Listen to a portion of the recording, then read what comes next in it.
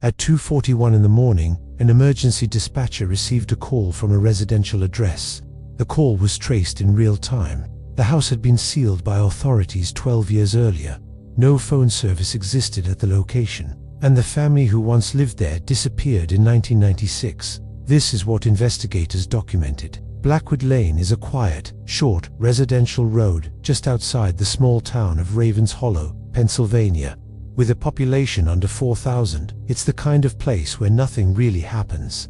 Police reports are usually just noise complaints or minor traffic stops. But at the very end of this road sits a house, 217 Blackwood Lane. It's an old two-story home, built back in 1948. It was sold several times over the decades, but was never really remodeled. County records show it had a history of issues, with repeated inspections for problems with the foundation and strange, unregistered structural changes. One feature, however, appears inconsistently in the official documents: the basement. In 1995, the house was purchased by the Hawthorne family. There was Daniel, a 42-year-old security guard, his wife Laura, a 38-year-old librarian, and their two young children, 9-year-old Evan and 6-year-old Mia. By all accounts, they were a perfectly normal, stable family. They had no criminal history and no financial problems. But within just a year of moving in, their neighbors started to notice strange changes. The children, who used to play outside all the time, were no longer seen. Lights inside the house stayed on late into the night. Trash cans were left on the curb unfilled. Laura even told a co-worker that her kids were having trouble sleeping, but she brushed it off as just the house settling. Then, in August of 1996, the situation escalated. Daniel Hawthorne contacted the township office, not once, but twice. The first time, he complained about persistent noises coming from somewhere below the house. The second time, he reported that a door inside the home simply would not stay closed. But for reasons that are still unclear, no official follow-up inspection was ever recorded. The family was seemingly on their own.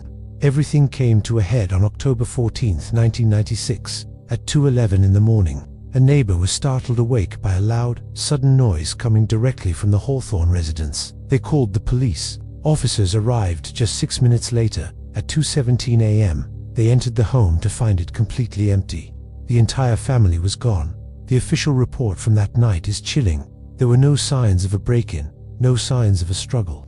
A half-prepared meal sat on the kitchen counter, as if they had been interrupted in the middle of dinner. The children's school bags were packed and placed neatly by the front door, ready for the next morning. It was as if the family had simply vanished into thin air. But investigators quickly found several bizarre and unsettling details that made this more than just a standard missing persons case. Every single family photograph in the house had been turned to face the wall. The bathroom mirrors were all covered with towels, and the door leading down to the basement was secured shut from the outside. In that cold, dark basement, officers discovered a message carved into the concrete wall. 2 simple words: "Do not sleep."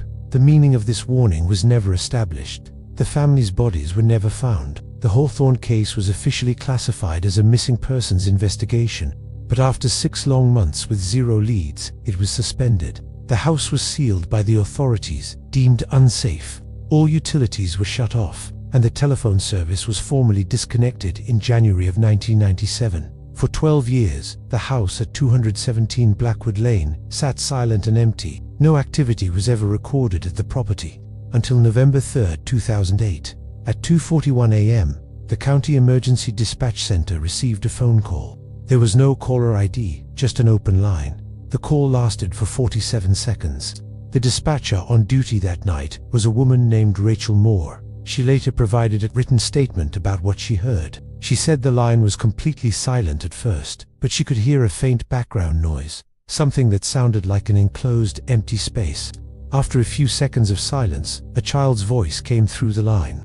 The child didn't ask for help, didn't sound distressed. All the child said was, "We're still here." The dispatcher immediately initiated a trace on the call. The system returned an address, 217 Blackwood Lane. Police officers were at the sealed house within minutes. It was still locked tight, with no signs of entry. Inside, everything was just as it had been 12 years prior, covered in a thick layer of dust. Nothing appeared to have been disturbed, but investigators did notice one thing. An old landline handset in the living room was off the hook. The phone line itself was completely dead. Technicians were brought in, and they later confirmed that the line was physically inactive. It was impossible for it to make any outgoing calls. The audio from that impossible phone call was logged as evidence. It was reviewed once by senior investigators. According to internal notes, the recording contained no clues that could explain how the call was made from a disconnected line. Just weeks later, the audio file was officially marked as corrupted and inaccessible. No backup was ever located. The only evidence that it ever existed was the dispatcher's statement and a few lines in a case file. In the aftermath, things only got stranger. Rachel Moore, the dispatcher who took the call, resigned just 3 months later.